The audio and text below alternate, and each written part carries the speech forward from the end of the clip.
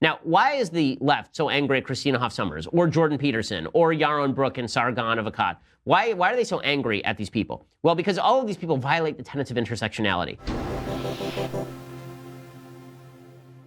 Intersectionality is the philosophy, it's identity politics. It's the philosophy that says your identity as a person is your group identity. You're not an individual, you are a group identity. So you're a black guy, you are not a person with individual viewpoints.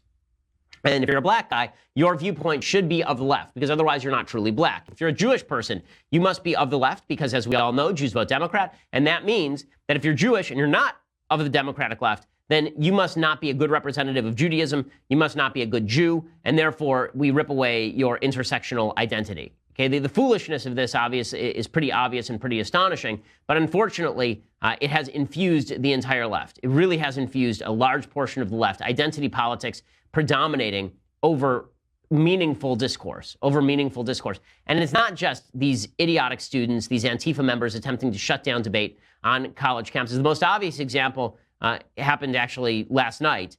So my good friend Bethany Mandel, who used to write over at Commentary Magazine, she writes for The Federalist on occasion, and Bethany does a podcast as well. So Bethany had one of the worst childhood experiences ever, right? So Bethany grew up dirt poor in a trailer park. Her mom died. She had to pull the plug on her mom when she was 16. Her dad committed suicide when she was 19. Her dad was a drug addict, apparently. And all of this is to say that Bethany's life story is not exactly a bed of roses. She converted to Judaism. She married my friend Seth.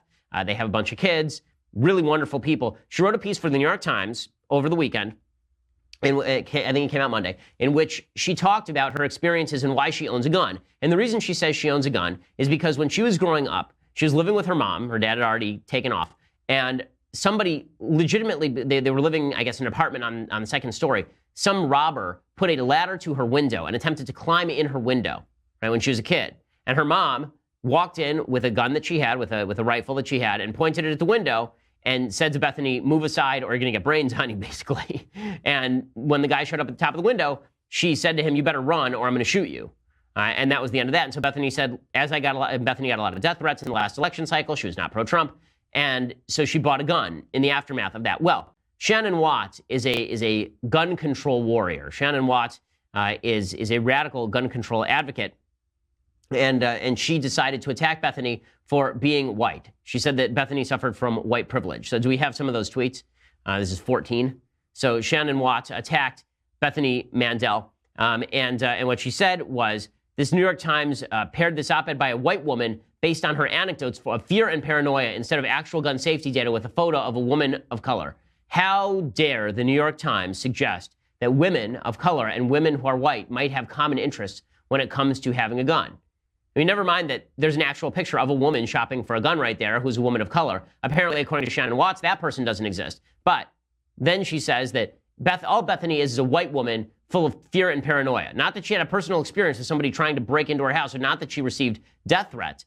Bethany is just a typical white woman, and if she really were not white, then she would understand the threat that guns pose. And then it gets even worse, right? She actually tweeted out a bunch of nastiness about Bethany. She suggested that Bethany was actually a racist, right? Shannon Watts actually suggested that Bethany was a racist for wanting to protect herself from neo-Nazis, which is just all class. And again, all this comes down to is that intersectional politics.